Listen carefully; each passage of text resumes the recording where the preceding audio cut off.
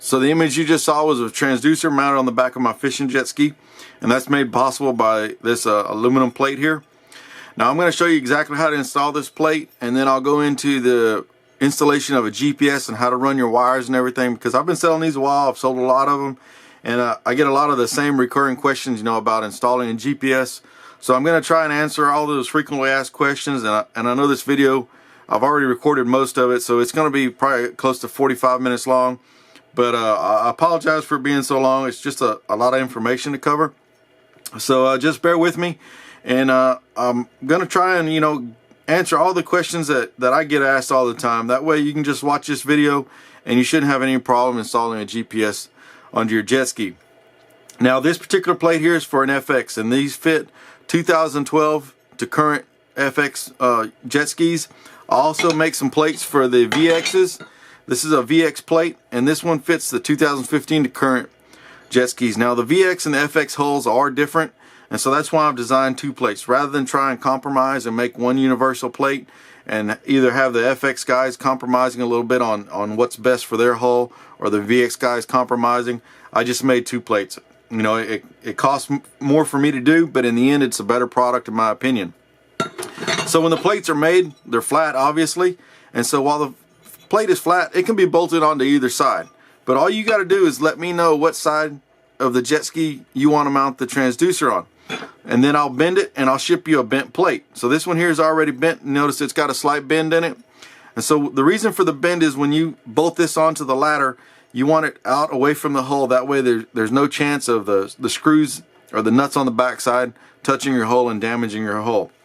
And I'll show you exactly how to install all this stuff. How do you go about choosing which side you want to mount your transducer on? Well, what I recommend is figure out which side you're going to fish off the most. And I've sold a lot of these plates, and 99.9% of people choose to mount their transducer on the right hand side, and that's where I have mine mounted. Because when I sit side saddle on the jet ski and I'm fishing off the jet ski, I'm fishing off the left hand side. So that way if a fish gets around to the back, then at least the transducer's on the opposite side and the line has a less chance of getting hung up in the transducer. So just figure out what side of the jet ski you're going to fish off the most, and then mount the plate on the opposite side. And again, most people choose it to mount it on the right hand side, and that's where I'm going to install it in the video. But if you choose to mount it on the left hand side, the procedure is exactly the same. Again, just make sure you let me know what ski and what side you want to mount it on, and I can ship one of these out to you. If you're interested in purchasing one, just check in the description below, and I have all the information there. Now, I've made this plate as universal as possible. I can't guarantee that every transducer will bolt up to it, but what I can tell you is that of all the ones I've sold, nobody has told me that they weren't able to mount a transducer to it. And so even Lowrance, the side scan transducers, those Lowrance side scan transducers, they're like 10 inches long. I don't have the transducer, but this is the mount for it. And literally this is how big it is. So it's a pretty big transducer if you're not familiar with it. Now this is for side scan. So even the side scan transducers that Lowrance makes will bolt on here no problem. And you'll have that adjustability depending on where you want to set it. Is it strong? It's 1/4 inch aluminum. And yes, it's strong. You're not going to break it. You're not going to damage it. I promise you that. I've sold a lot of these. You know, I've been running one since 2015, or a variation of this one. You know, this isn't the first one I ever made. I went through several design changes before I ever even started selling them. But once I started selling them, the design hadn't changed. It's been a solid design. You know, I've had a lot of good feedback, and a lot of guys have been successful using these. I'm pretty sure it's the most popular one out there right now. So moving on to the installation, or actually I've got a couple new things to show you guys. When you're mounting your GPS, you know, that's another common question, where to mount the GPS. Personally, I like mine on the dash, and I'll put some still images in this video so you can see what my setup looks like. Some guys mount in the glove compartment. They recess it in the lid. There's a couple YouTube videos out there where guys recess theirs, so if that's what you want to do, you can check that out. Personally, I use my glove box for storage, so I don't want anything impeding my access to the glove box. So if you recess it, you've got all your wires in there, you know, that's going to take up some room. If you mount it to the top of the lid, then it's up here in front of the steering column. I carry my anchor in the front, and so if it's there, it's going to get in the way as far as me leaning forward, because you're wearing a life jacket, and that's pretty bulky and takes up a lot of room. So anything that's in front of the handlebars will impede you leaning over and accessing your front storage. So that's another thing to consider. So what I do is, in front of the handlebars, you know, you can mount it to the left hand side or you can mount it to the right hand side, and that's pretty much what I recommend.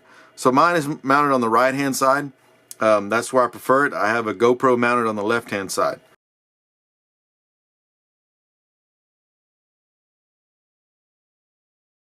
Now if you choose to mount it in front of the handlebars on the left or the right hand side, well, that dash isn't designed to hold up the weight of a GPS, especially if you're running like a 7-inch GPS, which is a little heavier, and you're running in some rough water wave jumping, then that dash definitely isn't made to handle it.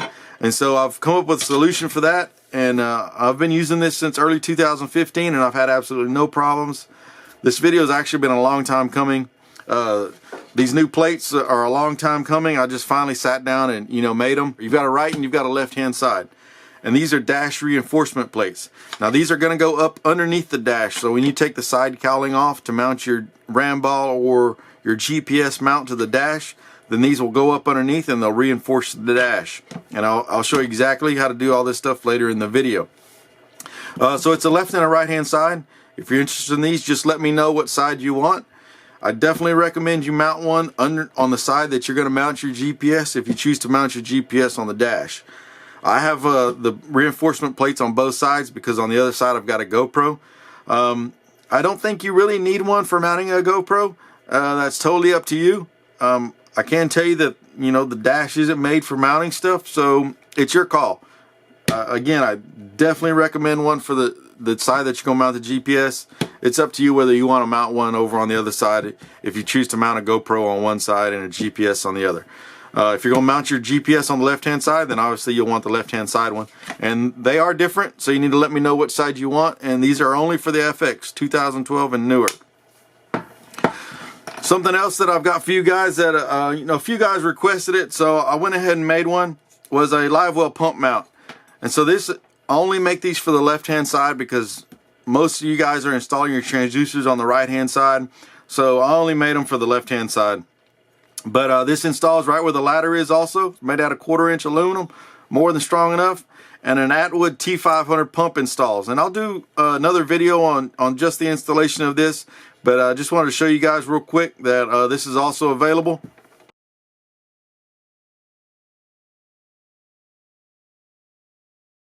So moving on to the installation of the transducer plate. It's going to come as a kit, and you're going to get all of this stuff here. You're going to get a drill bit for drilling your holes. You're going to get some tie wrap bases for tying down your transducer wire or your power wire inside your hull. You've got some black ones and some white ones depending on what color you want and what color your hull is. If you've got a black hull, use the black ones on the outside, and then you can use the white ones inside the engine compartment for running your wire along the inside of the wall. You'll also get some screws. Now, I can't guarantee that these will work for all transducers out there. I know some of them are thicker or require different size screws, but if these work for you, then great. If not, you know, you'll just have to buy whatever hardware you need. Moving on now to the installation. I'm going to go over exactly what you need to do to install this transducer plate. And so this plate's going to go right here for you guys that, you know, are mechanically inclined and don't want to watch the entire video. Then just remove this plastic piece and install this right here on the outside of the ladder bracket. Install your transducer and you're good to go. Switching over to the left hand side of the jet ski for a moment. Unless you've got somebody to help you, you're going to have to deal with this ladder wanting to come up on you all the time. So there's a couple things you can do. If you've got some straps that you use to tie down the transom of your jet ski, then you can use that strap to hold the ladder down. The other thing you can do is just get a small screwdriver and you can stick it through this hole right here, and that'll hold the ladder down for you while you're working on the opposite side. Now for you guys that want a little bit more information, so go ahead and remove this plastic piece, and what you're going to need to do is get a standard screwdriver, and there's a little pin right here, and just pry up underneath it and that pin will come out. Sometimes you got to use some pliers. They're a little tough to get out, but normally it'll come out pretty easy just like that. And so you'll remove this plastic piece and you'll want to save this. Now all that plastic piece does is cover up a tube in here, and there's a spring in here, and that spring is what causes the ladder to fold up. And some might argue, you know, that plastic piece needs to be there to keep debris out. Well, the way I look at it is, jet skis, you know, the pump itself is somewhat delicate. It can't handle a lot of debris. So if you're riding in water that's so dirty that it's getting in here and impeding the operation of the ladder, then you know you're already causing damage to your pump most likely. And then another thing, your cooling water comes from the pump housing and the pressure of the water in the housing. And while there is a screen in there, that screen can also get clogged up. And so if that screen clogs up and you're not providing cooling water to your engine, then you're going to overheat your engine. So I've had this bracket removed, or this plastic cover removed, you know, from early 2015. It's not going to cause any negative effects other than cosmetic if you're worried about that. So now with the design of my transducer plate, it's going to install on the outside of the ladder bracket. And the reason for that is that nothing touches the hull, so that someday you want to sell your jet ski and you want to try and keep it as pristine as possible and you don't want to damage the finish, then this won't touch your hull, and so it's not going to leave any mark. Now if you were to install it behind the plate, which unfortunately I've seen some people that bought these from me and then they sent me pictures of their installation. I've seen like 1 or 2 guys, they installed it behind the ladder bracket. Now the reason you don't want to install it behind the ladder bracket is because no matter what material you put up against the hull, because it's black and because it's delicate, piece of plastic or anything that rubs up against the hull is ultimately going to mar the hull. And I'll even show you that when I remove this ladder bracket right here. You're going to see a blemish behind it. And so that's why I specifically made it to install in front of the ladder bracket, so it'll never touch your hull. And like I said, this is my fishing jet ski, and I've had one of these installed since the beginning of 2015, and as you can see, there's hardly a mark on it. So the next step is to remove these 2 bolts. And now mine, I've already removed them once today, so they're going to come out fairly easy, but yours will be in kind of tight. If you've got a small impact, that'll come in handy. Otherwise, a regular ratchet, 12mm socket, and extension will work. So just remove both bolts, and as you can see right there, see that blemish? That blemish on the hull is just from that ladder bracket being bolted on there. So if you were to bolt this transducer plate up against the hull, then it's going to touch all along here, and it's going to leave a big ugly mark right here when you take it off someday and try and sell your jet ski. So now you get your transducer plate, and you'll get a bolt and just stick it in the hole. And so what you got to do is install this transducer plate temporarily,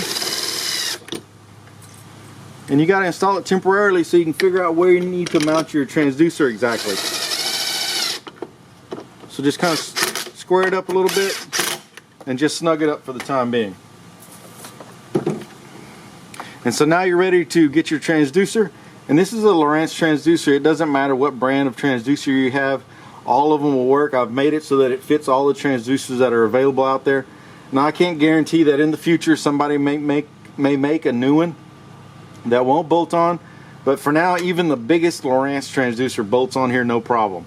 So now when it comes to figuring out where you want to bolt this, you want to get your transducer, again whichever brand you have, it doesn't matter, and you want to look at the bottom of the jet ski. And so when you're on plane, that water is going to be coming straight out from underneath the bottom of it. And so you want this to just be skimming in the water to about halfway in the water. And so all you need to do is, you can take a straight edge if you want, but you can just eyeball the bottom of the jet ski and put the transducer to where the bottom right of the jet ski right here is only about halfway up. Now because this is at an angle, this side of the transducer may be deeper in the water and this side will be a little shallower in the water, but that's okay. As long as on this side you're about halfway up, that's a pretty good starting point. And so now you'll get your Sharpie and just make sure it's kind of square, eyeball it again, and then just mark it about in the middle. It's not super critical, because like this Lowrance has that adjustment slot, every other transducer that I've seen on the market also has an adjustment. So just mark it about in the middle.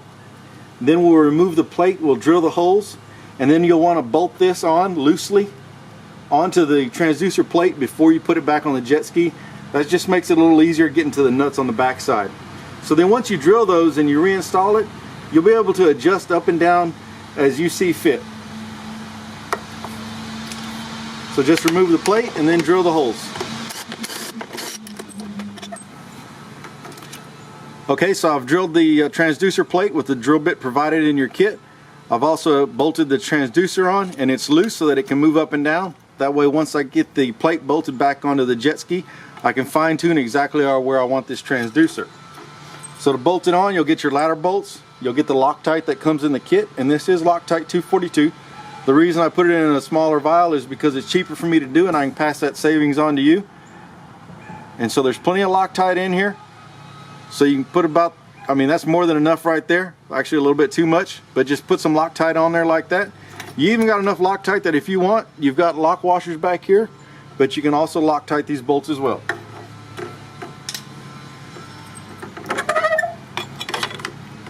So just reinstall your ladder bolt. Again, the bracket or the plate is on the outside of the ladder bracket. Run it almost all the way up. Then you want to get the second one started before you tighten that bolt up. Get it started. Then make sure you're square right here.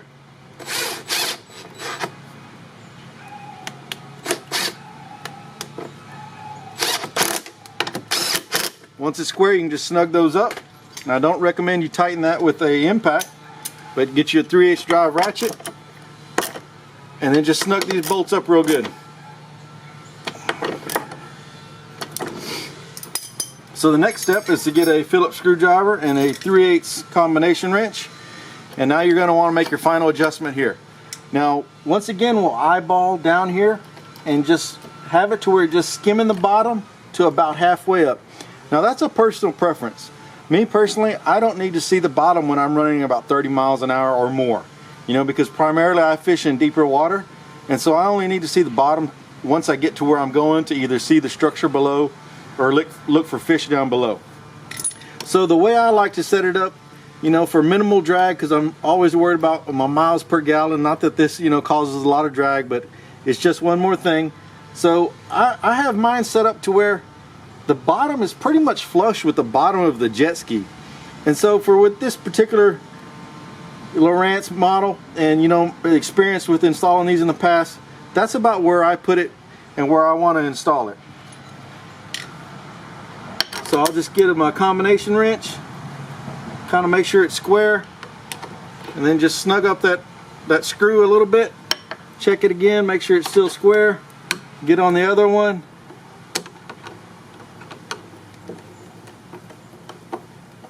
Snug it up, look at it, see how it looks, and if you like the way it looks, then go ahead and tighten it up.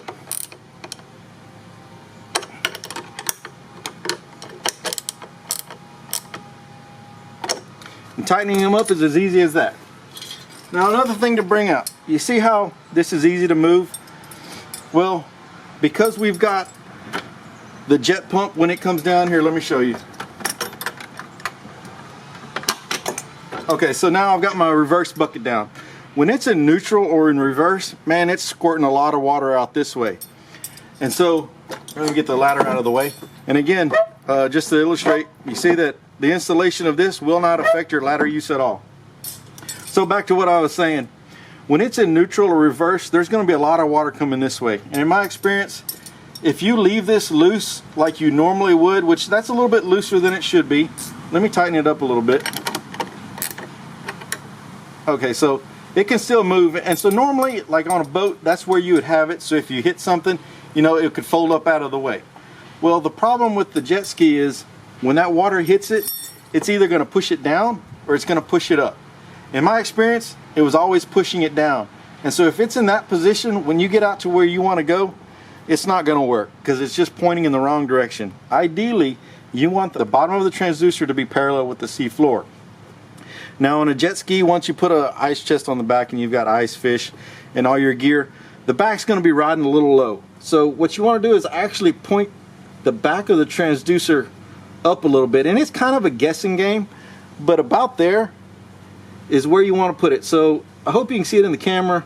About there is level, and then you want to push it up about half an inch or so in the back side. That way when the jet ski's in the water and it's riding a little low, you're still parallel with the sea floor right here.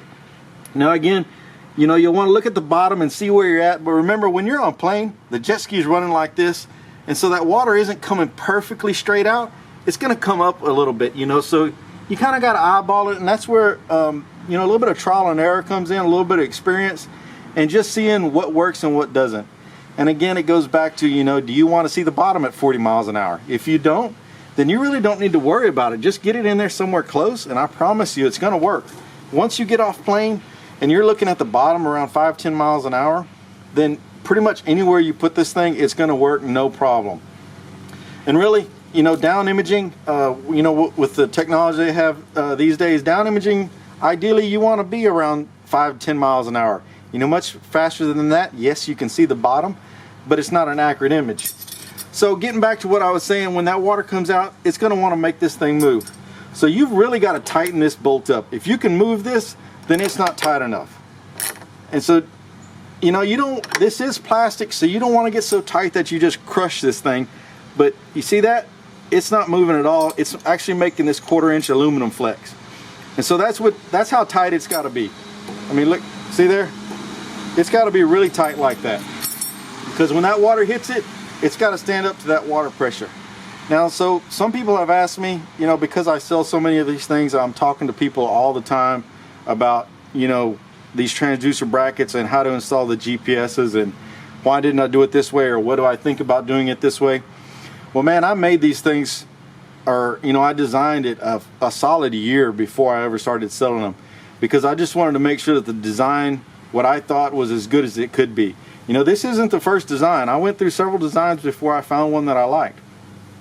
The reason it's not further out, and the reason I removed that plastic piece, is because it's a jet ski, so it steers with the back of the ski. You know, you're not really steering the front of the ski when you steer, you're steering the back. And so the way it drives is the jet ski, you know, it squats in the water and turns like that and goes forward. So if I put this further out here, then when you're turning, let's say to the right, then this is squatting further into the water, which puts more pressure onto the bottom right here. The closer you are to center, the less the jet ski is squatting in the water to turn, you know. And so that's why it's a little bit closer to center than, you know, moving it further out here. One of the other reasons, this is a FX, but I also make these for the VX. And so the tie down loop, which is just off camera, but it's right here. Here, let me move the camera. So you can see the loop right here for the FX. Well, on the VX, it's actually way over here. It's actually even in further over here. And so that's another reason I didn't move them further out, was because these plates are actually different for the FX or the VX, but I wanted to keep them similar for manufacturing reasons. You know, it's just easier to produce similar plates. And so with that other tie down being closer over here, it would just make it that much more difficult to move the transducer further away and keep that plastic bracket on there. You know, like I said, there's really no reason to have it on there other than cosmetics. So that's the installation of it. So you take it out, you test it, you see how you like it. If you don't like it for whatever reason, you think it needs to be lower, or if you think it's too low and it's dragging in the water too much, you know, or you decide that you want maximum miles per gallon and you want as little resistance as possible, then you can pick this up a little bit. If you're losing image at 20 miles an hour and you want the image to work to 40 miles an hour, then you might need to lower it down just a little bit. So the way to lower it is really simple. You get you a Phillips screwdriver and a 3/8 combination wrench, and you just want to loosen these screws up just a little bit.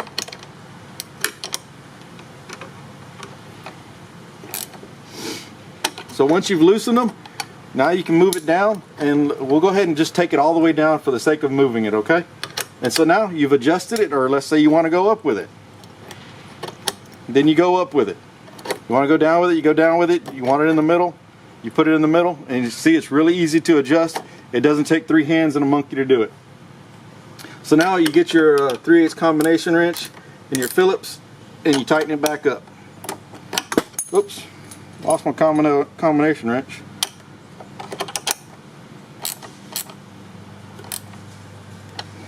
And that's it. It's ready to run, and you won't have any problems with it. Like I said, I've been running these things since 2015, man, and I've sold a lot of them. I haven't had any complaints from anybody. There's been a few special requests for, you know, a different design or longer ones. Some people wanted them longer, thinking, not sure why they wanted longer ones.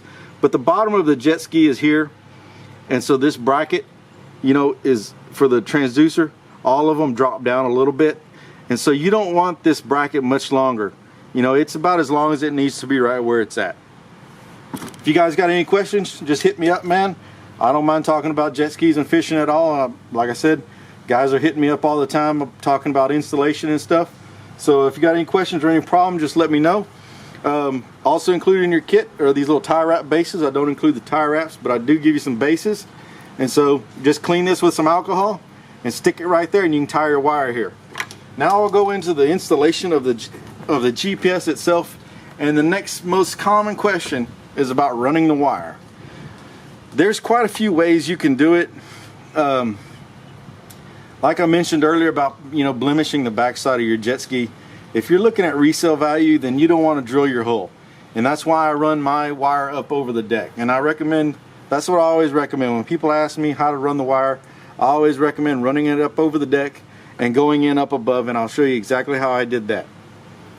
I know some guys have removed the drain plug right here, which is just off camera, but they've removed that drain plug and come up with a creative way of sealing this, and they've run the wire through there. Some guys have drilled the hole itself, and they make some little grommet things that you can install and seal them up with silicone. You know, personally, I don't want any holes below the water line that I don't need. I mean, I'm taking this thing 30 plus miles offshore. I just, you know, the less chance I have for a failure out there, the better for me. So I don't drill below the water line. It will definitely affect your resale value if that's something you're worried about in the future. You know, if you sell it to somebody that's a non-fisherman, then they're not going to want a hole in the back of their jet ski below the water line. So I run my cable up above. I'll put that little tie wrap base right here and put a tie wrap, and I've had no problems with those coming loose. Okay, so now moving on with the rest of the installation, I'll cover everything else. Like I showed already, you know, you'd put a tie wrap base there. You could put another one here. Now this is, what I'm going to show you is for going up over the swim deck. Like I mentioned, if you want to put one below the water line, that's totally up to you. It's not something I recommend. It's not something I do when I install these GPSs. So put a tie wrap base there. You can put another one here. And this is my rack. And so I've had this cable running since early 2015. It's just running right on top of the swim deck, and it causes absolutely no problems. I'm going to put a plug in here for Platinum Products. They're down in Florida. If you guys want a fishing rack, call them up at 321-637-0222. You can talk to Justin Cox or Ginger, and they can hook you up with an off-the-shelf rack. This one here is completely custom. I designed it. I sent the prints to them. They fabricated it for me, all out of aluminum. It's strong but lightweight at the same time. I had them put 9 legs on it so it evenly distributes the weight over the entire deck. It's got plenty of rod holders. It holds a 94 quart cooler. So Platinum Products, they're in Florida. Give them a call if you want a custom or off-the-shelf standard fishing rack that they produce. Anyways, back to the installation. So here's my wire, and it runs, now this is an FX. If you've got a VX, you're not going to have this back hatch, but the installation is basically the same thing. If you happen to be a Sea-Doo guy watching this thing, you know, the jet skis are pretty much all the same design as far as, you know, hull shape. You know, there's not a whole lot of difference in them. So your installation is pretty much going to be the same. So here's my wire, and it runs up underneath the opening right here. And so I'll remove my rack now so that I can show you exactly where this wire goes. Okay, so I've removed the rack now, and so I've got my wire here. And this is on an FX again, so I've got this rear hatch, but a VX will be pretty much the same thing, you just don't have the hatch. And so once you open it, you've got an opening here, and you run the wire through there. And then right here, I notch the plastic so that when the door closes on the wire, it doesn't pinch it.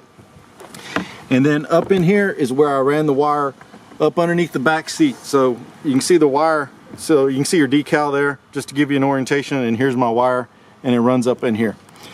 So right here is normally where the flush line is for the engine. After you ride it in salt water, you know, and you want to flush the engine, that's where you would hook up. Well, because my jet ski is predominantly for fishing, I don't want to take the rack off all the time, so I leave the rack on. So I took the flush line loose from here, and I just have it on the inside so it's a lot easier to get to. Well, before I had done that, I'd already drilled another hole right here, and I installed this port. And so what this is a Hobie through-hole port. And so that's what you want to buy to be able to run your wire inside to the inside. It's not waterproof 100%, but it does a great job, and it holds out most of the water. So if you choose to use a Hobie through-hole port, just Google that and you'll be able to find it, no problem. It's a Hobie through-hole port. And you can use that for running your wire to the inside. Now, if you choose to run your wire below the water line, then I do not recommend you using these, because I do not consider them to be 100% waterproof, but above the water line, they're absolutely great. So what I did was I drilled another hole originally way back in early 2015 when I first installed a GPS, and so that's where I put my Hobie through-hole port and where I ran my transducer wire. Well, later, after fighting with flushing the line while the rack was on, I decided I didn't want the flush line there no more, so I went ahead and removed it.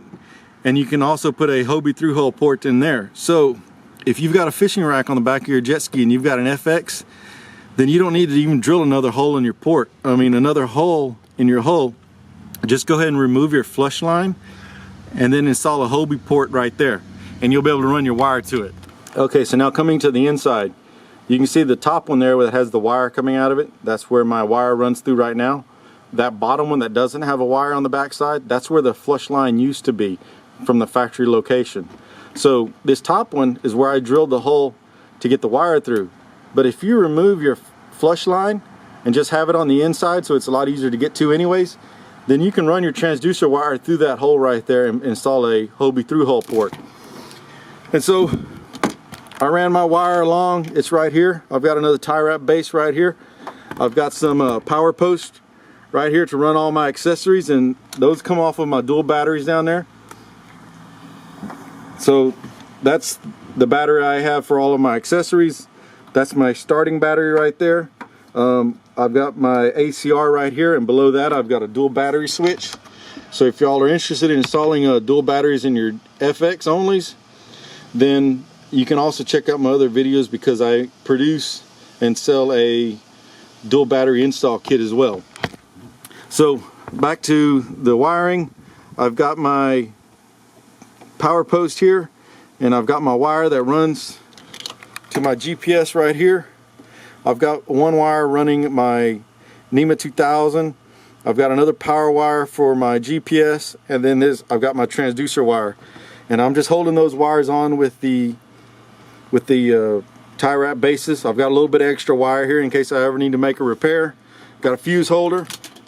Right down here I've got all my extra transducer wire, because them transducer wires are like 20 foot long, so you'll have plenty of slack. And so I've got that right there. So this is the right side of my jet ski. And to access this area here where you're going to have to run your wires up through, you're going to have to remove this cover, and I'll show you how to do that. And I've got my GPS mounted behind the cup holder, so it still gives me use of my cup holder while I'm out on the water. And I'm using a ram ball for my GPS. Some of the factory or the bases that come with the GPSs when you buy them, they're pretty big, and so sometimes they won't always fit here. And so, man, the ram balls offer a lot of versatility as far as mounting the GPS exactly in the position you want so you can see it. Some people choose to mount them on the dash, or on the glove box rather. That's a personal preference. Personally, I don't like it here because it blocks a lot of your reaching over the handlebars to get into the front storage compartment, which is where I keep my anchor ball and my anchor. And so I don't want to block any, or put anything here that would potentially, block me leaning over. And you got to remember, you're wearing a life jacket, so that takes up a lot of room also. Some guys recess them into the panel or the lid of the glove box. That's also an option. It's not something I choose to do just because I use my glove box for, storing stuff. And so this is where I've always mounted mine, and I really like it. It's off to the side, out of the way. My GPS is a Lowrance HGS. It's a 7-inch, and if you use a 4 or a 5-inch, you'll get away with using a 1-inch ram ball. The 5-inch is pretty much the limit you can use on a 1-inch. If the water's rough, the 1-inch really can't even hold up a 5-inch. So I definitely recommend, for rougher water, for a 5-inch and up, you use the 1.5-inch ram balls with a short little arm. Now, if you buy the kit that this ram ball comes with some of the GPSs, they give you a long arm, and I recommend using the short arm. It's just a lot better, and it puts a lot less leverage on everything. This here is an external GPS. It's a little bit of an upgrade, man. I think it's definitely worth the money when you're out there on structure, trying to hold a point.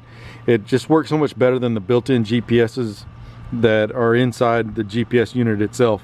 It does require a NEMA 2000 network, so it does cost a little bit. It is a little bit more work to install, but man, I think they're really worth it. Okay, so getting back to removing this side cover that you're going to need to remove. This front little cowling that's over your your gauges, you'll need to remove it. There's four 4mm screws right here. You'll just need a 4mm Allen, works best. There is a slot for a standard screwdriver, so you can use that also. There's one here, and then 2 more on the other side. And this can be a little tricky to get off. Just start from the front side, and it kind of goes backwards, and it'll pop out from underneath here. One thing when you're reinstalling, and I'll show it to you, is there's a little tab right here on both sides, and you got to make sure that tab goes in. Nearly every time it doesn't want to go into location, so you just got to push on it and make sure that tab's in before you screw it down. There's going to be you'll need a 10mm socket for the screw here. Right here in front there's a 10mm socket also. You'll need a 10mm combo on the inside of the front compartment to hold it back up. There's a nut back there. There's a 10mm here, and then right here, but inside the glove box, open the glove box and look right down in there. You'll also see another bolt, and so remove that as well. This is that little tab I was telling you about. That little thing right there goes in that little bitty hole, and so when you reinstall this, sometimes it doesn't want to go in there, so you just got to push it back in like that. You just got to check both sides before you start screwing this on, that both of those tabs are in there. And so then once you remove it, there's the other bolts you got to remove. Okay, so I've got all the bolts out of this side piece right here. Now this chrome piece doesn't need to be removed. Inside the engine compartment, there's some bolts here that hold it on, and there's nuts on the inside, and they're kind of a pain to get to, because especially if you drop one of those nuts, then you lose it down in the engine compartment. So I don't recommend you remove this chrome piece. All you got to do on the top is, I'll show you, it's going to slide back just a little bit. Just slide it back. See that little bit? Just slide it back a little bit, and then there's some tabs here, here, and here that hold the top in, and just pull the top out. You kind of got to work on it a little bit. Okay, see, it came out, and then just lift up, and the whole thing comes off. So inside here, this here is my NEMA 2000 network that I told you about. That's for running the external GPS. So if you're interested in doing that, this is where I mounted my NEMA 2000 network.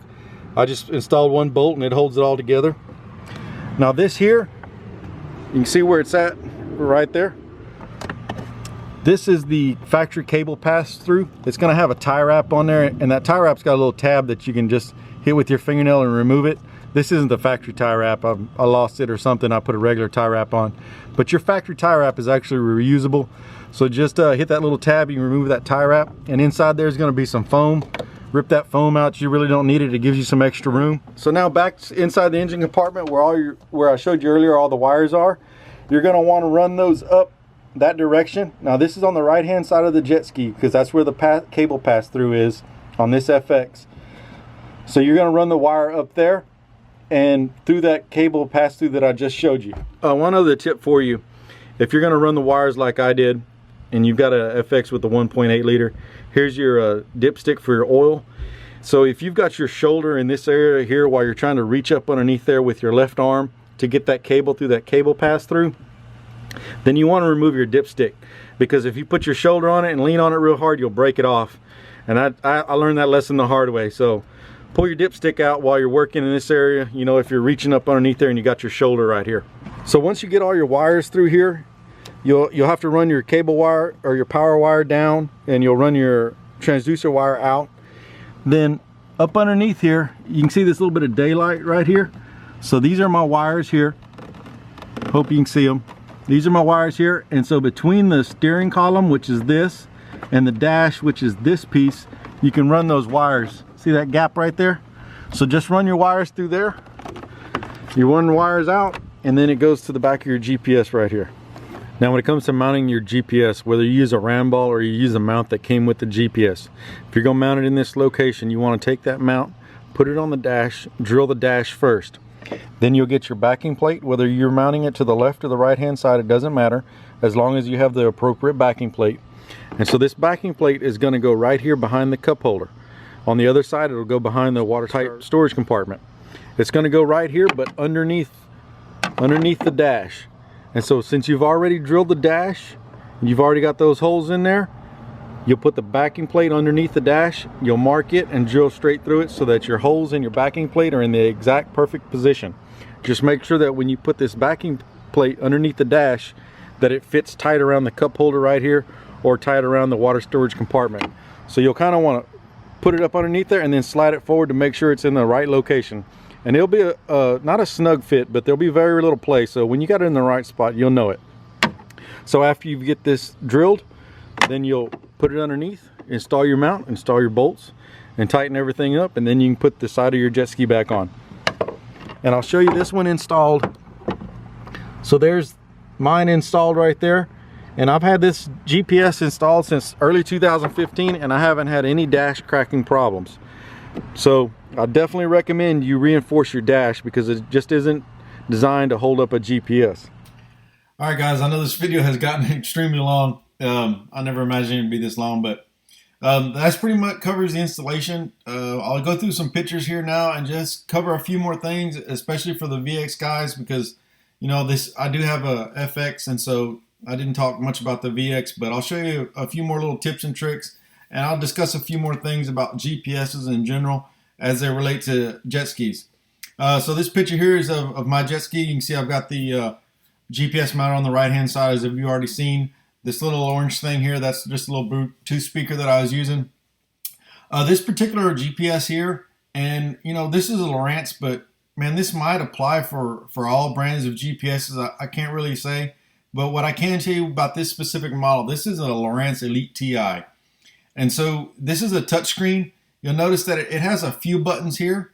Well, these few buttons here won't control every function on the GPS. You rely primarily on using the touchscreen to operate the GPS. Well, the problem I found early on when I bought this, and this picture is from July 21st of 2016. So I bought this GPS brand new. I used it, and very quickly I found out that I didn't like it. And the reason for that is it's because it's, like I mentioned, primarily you have to operate it using the touchscreen.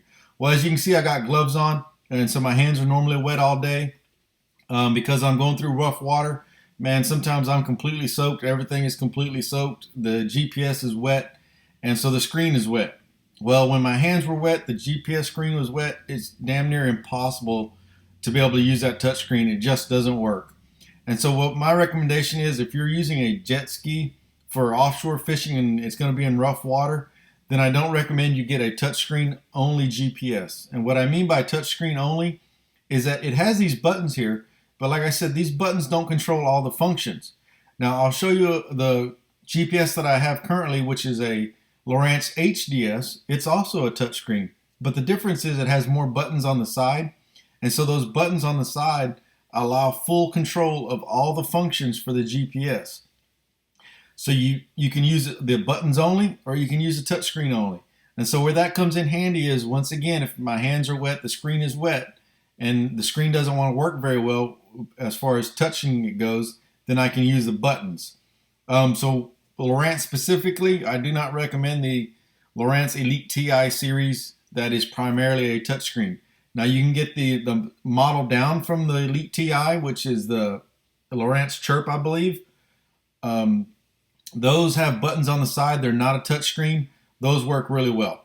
The step up from the Lowrance Elite is the HDS. You're going to spend quite a bit more money for the HDS model, but man, it is a really good unit. So that's it for this picture here. Let's see what else we got here. Here's another picture. I got my GoPro mounted. It's the same GPS there again. I'll kind of jump around here a little bit just to try and keep everything on topic. Okay, here's the GPS I have currently, and I just took this picture September 5th. So this is an HDS, and you can see it's got all the buttons on the side over here. So while it is a touchscreen, it's also got full control. And so that's one thing to consider when you're purchasing your GPS. You need button control. Now, if you only bay fish, or you only fish in really calm water and your screen's most likely not going to get wet, then you may get away with a touchscreen only model. And I'm speaking specifically for Lowrance. Maybe some of the other brands are better at working when the screen is wet.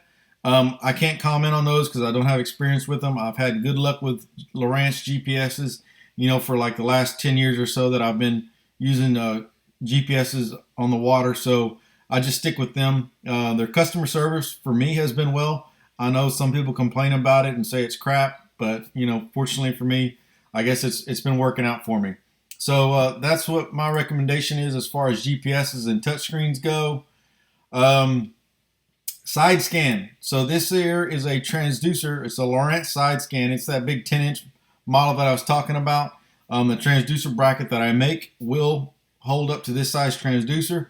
If you can tell what this is actually the ride plate off the bottom of my jet ski. And so the problem with our jet skis, because they have ride in the back, it shoots jet water off to the sides, and that jet water is going to have bubbles in it. So when you're trying to use your GPS and you're trying to use your fish finder rather, and your down scan imaging, then if you've got it in neutral or reverse, then your image is most likely going to be washed out. You may not be able to read the bottom as far as depth goes. You definitely won't be able to see a clear image. It will just be really washed out. And that's just the way the Yamahas with the ride system, or really any jet ski that has a reverse system, that's just the way it's going to be. There's really nothing you can do about it. But once you put the jet ski in forward, when you're moving forward, I mean, you don't even have to have your finger on the throttle. As long as it's in forward and that reverse bucket is up, then you're going to get a real nice image. So just remember that the first time you take it out and you're getting the feel for things, you've got to be moving forward with the jet ski to get a good image. If you're in reverse or neutral, you're going to get a washed out image that's completely useless. One of the other common questions that people ask is about mounting the fish finder, or the transducer rather, on the inside. What I can tell you is that there are people that have done it and they've been successful doing it. There's also people that have done it and were unsuccessful in doing it or got frustrated with it, because what you got to do is find a good location where you're going to get a good image. And so in the bottom of a jet ski, there's not a lot of flat surface. And so you're going to need a flat surface unless you buy one of those special high dollar angled transducers. Because like I mentioned earlier in the video, the transducer's got to be shooting straight down at the seafloor. So if you mount it on the side of the jet ski, I mean inside but on the side to where it's shooting at an angle, then you're shooting that image, you're trying to pick up an image that's off to your left or your right. You know, it's not underneath you. So you need to mount that transducer. If you're going to mount it on the inside, it's got to be in the center of the jet ski pointing straight down. One of the other problems with the modern jet skis is that the hull that's on the outside of the jet ski isn't the same material that's on the inside. It's two different pieces. So basically you've got the outer hull, and then on the inside you've got a liner. So because of that liner, there may be an air gap between them. And so sonar images do not work well through an air gap. They need solid material. And that's why you got to silicone them down. If you install one on the inside, you got to silicone it down to the inside of, you know, your kayak, your boat, your jet ski or whatever. You've got to make good contact with no air in between it. So once it's siliconed down to that hull, and then that hull is connected to the water, you'll get a good image. But because of these jet skis have liners in them, you may or may not have an air gap between there. And so that's where the trial and error comes in. And like I said, some people have been successful installing them on the inside. It definitely simplifies the installation if it works for you the first time. If it doesn't work the first time, you may be in for a road of frustration. What I can also tell you is that mounting on the outside will give you a better image. Now that's debatable as to, you know, how much better is it better? Well, I don't know. It's kind of like shopping for TVs at Best Buy, you know. When they're next to each other, you can see a difference. But once you get home, man, the TV you bought looks good, you know, and you really don't notice a difference no more. So back to this picture here that we're looking at. I decided to get creative one day and mount a side scan on the bottom of my ride plate. That way it wouldn't be affected by the reverse bucket and cause bubbles. It worked really well. It just didn't work very long. Laurent specifically says not to mount them on the bottom of the boat, and basically that's what I did here. I don't know why they say not to do it, but what I can tell you is it only lasted 3 trips and it broke. So that was $300 down the drain. Learn from me. Don't do it. There was also, you know, this is the FX, so it's flat here, and then from here to the end, it's at a different angle. So I even made a special wedge that's underneath here. You can't see it, but there's a wedge underneath here that, you know, made sure that the transducer was setting flat. It still only ended up lasting 3 trips, and it ended up breaking in half. I think the installation was solid, but I'm not sure why it didn't hold up. And it also kind of acted like a skeg on the back of the jet ski, and it kind of made the jet ski, you could definitely feel that something was a little different. So it made it ride a little bit different. But, you know, that's another idea. If you think you want to try mounting a transducer on the bottom of your ride plate, I did it. It is possible. It just didn't work out for me too well. So currently I'm using the HDS. And so I have if you noticed in the video, I kind of have a custom mount. People have asked me about it. The reason it's a custom mount is because I use the ram ball, and so I made this aluminum bracket here. And the reason I made this was so that normally the HGS has this big plastic bracket that comes off the side, you know, that it comes from the factory. I'm sure you know what I'm talking about. And so it's way down here somewhere, and then you mount a ram ball below that. Well, that just elevates the height of the GPS.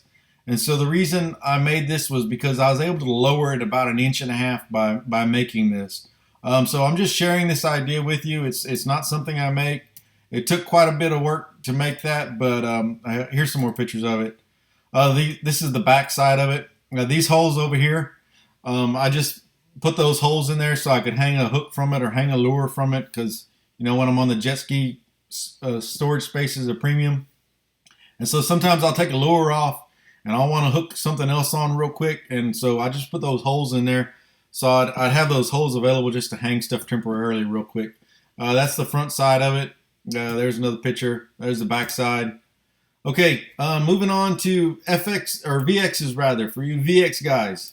So this is the top of a VX. I believe this is a 2016, but the 2015s and 17s look similar. So you don't have near as much dash space. And so once again, you know, where you mount your GPS, you know, you really got to use what you've got available as far as real estate. You can use the glove box like I mentioned. It's not a preference of mine. One of my good fishing buddies, he has his mounted right here.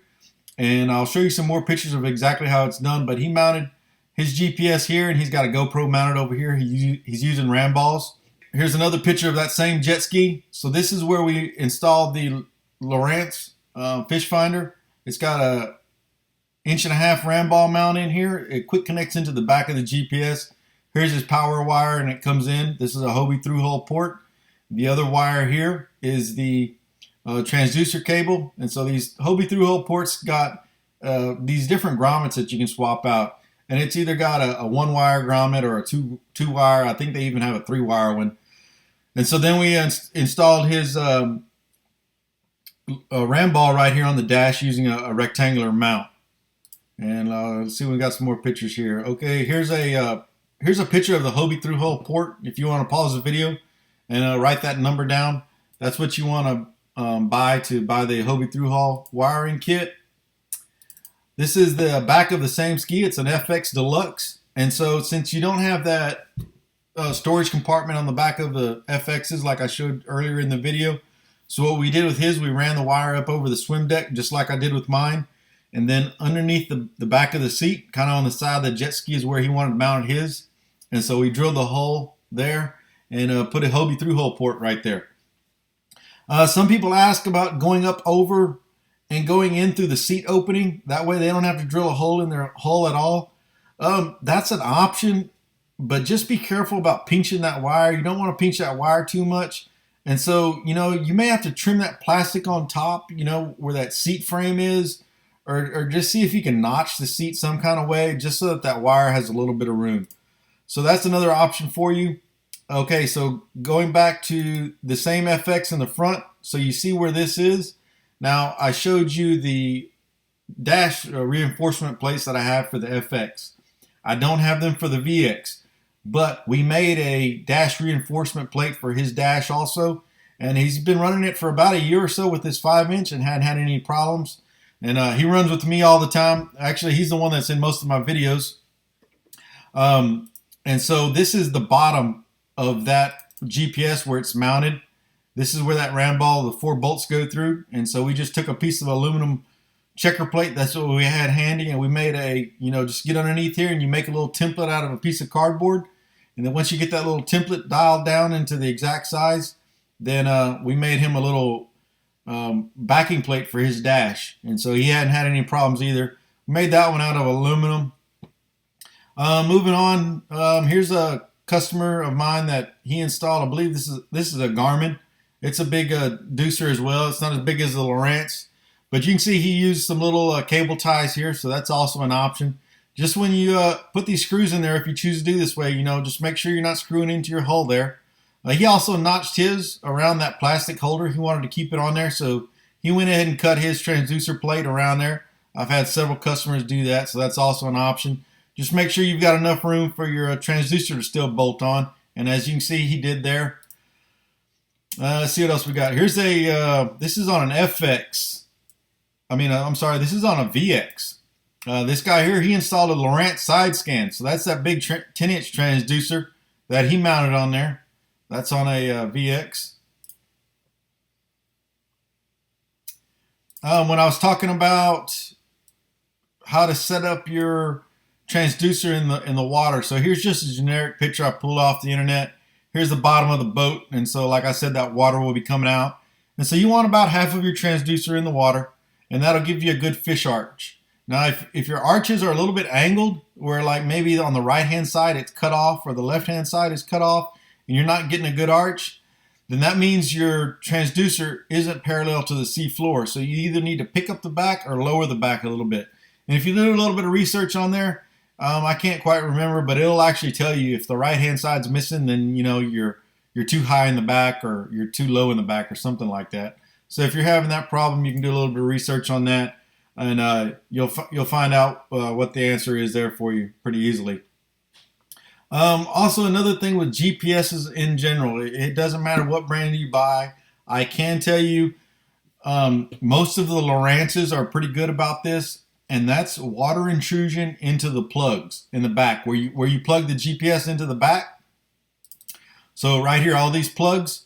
So you can see you've got some little contacts in there. And so what I like to do is, you know, the ones that I don't use, like this Ethernet over here, I don't use it. And so I'll put a little bit of dielectric grease in there, and I'll just shove the cap on there. That way it protects it from water intrusion. This one here, this is side scan. I don't use that anymore. Like I said, I broke my transducer. But that one's capped off, and so you're using the power, this blue one, and then I have a NEMA 2000 network, so I'm also using this one. But I go ahead and put a little bit of dielectric grease on all of them. That'll help keep the corrosion down. But one other thing is, here's an example of, you know, me going offshore and going through a wave, and there's a splash. And so here's this next picture. You see all that water coming up over my dash. It's hitting the back of the fish finder. There's another picture. So what I'm showing here is that, man, everything gets wet. It gets blasted with water. And so on the back of those plugs, you want to make sure that that plug has a positive lock on the back of the GPS. You want to use some of that dielectric grease like I talked about. And then you want to make sure it has a positive lock, that the plug pushes in, and then it has a twist lock or something that holds that plug on there. Because there are some cheaper GPSs out there that the wire just pushes in and there's really nothing holding it on. And if there's nothing holding it on, when that water hits the back of the GPS like that, that water will slowly start to seep in there and cause some corrosion.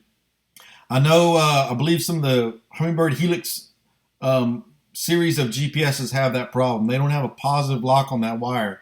So when you're shopping, even if you don't want a Lowrance, go look at the Lowrances and their plugs. They've got really good plugs. It's got an O-ring seal in there. You push that plug in there and then you turn it and it locks it and seals it. And I have never had problems with water intrusion or corrosion on my plugs. So just look at the Lowrances, and then, you know, if you're wanting to pick another brand, that's fine. Just make sure that it's got good plugs also. Here's another one of my customers that sent me an image. This is a different one, but he's got a Garmin also. He also used those little tabs on there. And what I wanted to show you here was, you see this wire here? That's where he ran his transducer wire. So he ran his wire up underneath here, and this is where you have that Yamaha water spray. Now, speaking of that water spray, that's another real common question. You're going to want to disable that of some kind of way. Either you can put a valve in there, you can disconnect it completely and just leave it down here, take that hose and tie it off somewhere and just let it spray down there. It does nothing other than a visibility spout. That's all it is. It has nothing to do with engine cooling. If you disconnect it, you plug it off, it's absolutely no negative consequences. So what I recommend, and the easiest, or, you know, I think the best way to do it, is to disconnect your reverse bucket. Over here on this side, there's a little thing a clip that you can disconnect, and your reverse bucket will fold down. Fold your reverse bucket down, and then you disconnect the hose right there at the pump. And then you can go to the hardware store and you can get a 3/8 vacuum cap, and you put a vacuum cap on there, and then you take the same hose clamp that you removed from the hose, and then just hose clamp that vacuum cap on there, and you've capped that that water spray off, and then you never have to worry about it again. Or you can just take the hose off and just let it spray underneath there, and it'll be fine too. But you definitely want to disconnect it some kind of way and disable it, because if you don't, it's going to shoot water straight up. It'll hit the bottom of your cooler, and either it's going to wet you, it's going to wet your buddies at the boat ramp. And one of my buddies, he didn't disconnect his, and it ended up filling up his cooler with water. So it's definitely recommended to disconnect it some sort of way. But if you do disconnect it like he did here, when I was getting back to what I was saying, he ran his wire, his transducer wire, through that same opening. So that's another option. Now me, I ran mine up from over here by the ladder. He just ran through that little hole. And then he's got an FX, and I ran my wire here, but he chose to run his along the side. And then he took one of those side covers off, and he just went through the side over here somewhere. So that's another option for you also. Moving along. Dash reinforcement plates, man, I got plenty of them. I know, one of the common questions is if I'm still selling these things. So, yep, I'm still selling them. I got plenty of them. Here you go. Here's transducer plates. These are all transducer plates. The number 2s are for VXs. The number 1s are for FXs. And actually, this is over 400 of them right here. And this is the second order of them that I've made this year. So, I just got this batch in about a month ago. I've actually been working on this video for about a month. It's been slow coming. I'm pretty busy. There's another dash backing plate for the FX, and that's what it looks like on top, but it does install underneath. But just to show you the contour, it does match the contour real nice. Ram ball again. Let's see what else I got here. The live well pump. You've already seen that in the beginning of the video. That was the very first one I made, kind of a prototype. Here's transducer plates being made on the CNC router machine. That's how they look when they're made.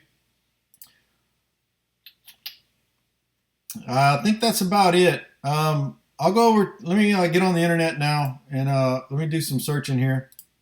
So we're on Ramball's website here, and I'll show you what to look for. Now Ramball makes some plastic mounts and they make some aluminum mounts. You definitely want to use the aluminum mount. So just come over here to shop by and then products, and we're looking, or components rather, click on components. And so now it'll bring you up here. And so click on this, and they've got the 1-inch size, which, you can use for 4 and 5-inch, but 5 and up, I definitely recommend you go with the 1.5. So we'll click on that, and then we'll go to part type. So now we want base. So just click on base. So this first one right here, that's there's the part number, RAM 202U. This is the one I have on my jet ski for mounting my GPS on the dash. So if you're interested in that, that's for an FX. The VXs are shaped a little different on the dash, so you can't use that big of a mount. But what you can do is come through here and see where you want to mount your ram ball, and then just come through here and look for a size that looks like it'll work for you.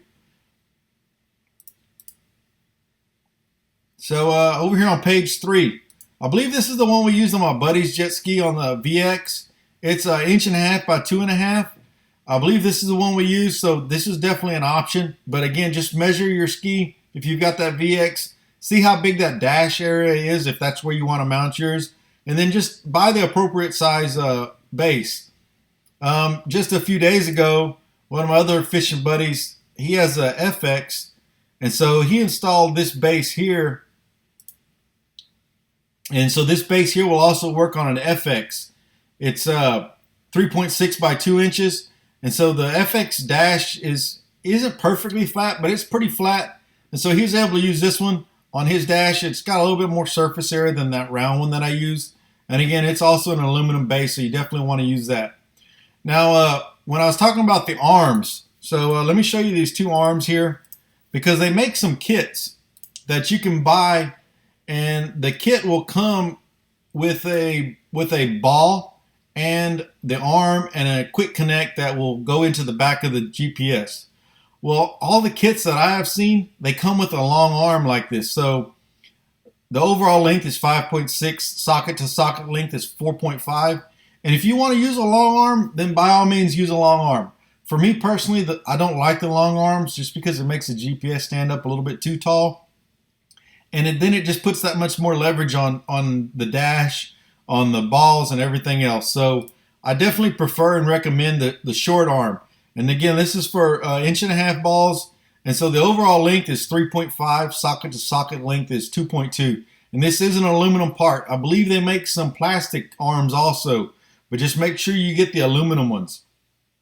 And it'll say somewhere right here, see material, powder coated marine grade aluminum. That's what you want to see. You don't want a plastic, and you want to make sure that you're getting the right ball size.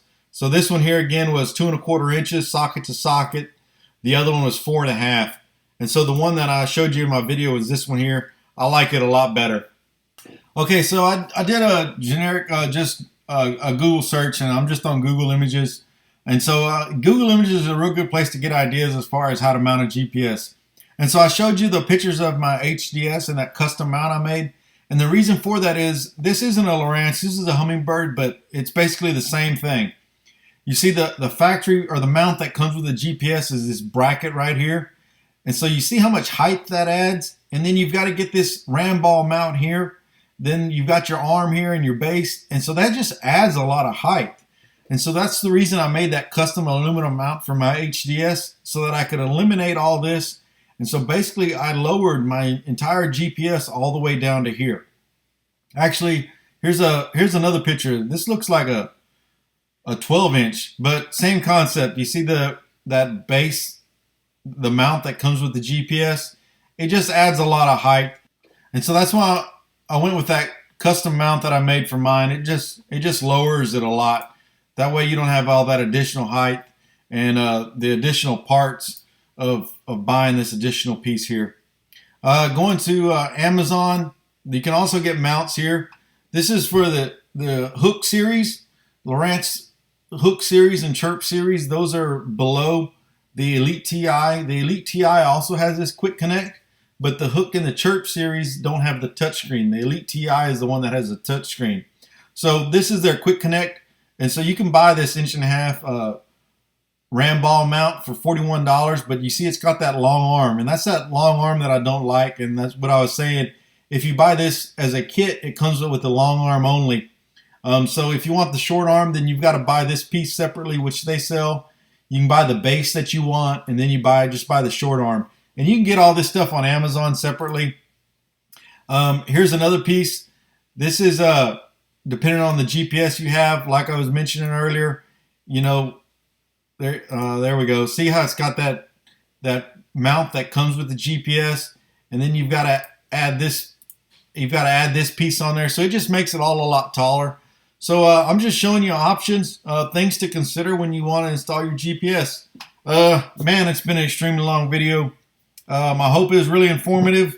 I hope I covered everything. I hope it was helpful to you all guys. I know it's a lot of information scattered out, but I like to give you guys all the options all at once. That way you know exactly what you're getting into. And once again, if you got any questions or problems, just hit me up, man. See you out there on the water. If you're interested in purchasing, just look down below in the description. All the information is there. It's as easy as clicking on that PayPal link. You shoot me the money, I get it, I ship it to you, no problem. It's really simple. That's the way most people do it. You can also subscribe to my channel and then go to the About Me page, and you'll see my email address there. But I believe you got to be doing that from a desktop computer. So you can send me an email if you want to talk. That's fine, you know. You can hit me on Facebook if you know my name. And see y'all out there, man. Have a good one.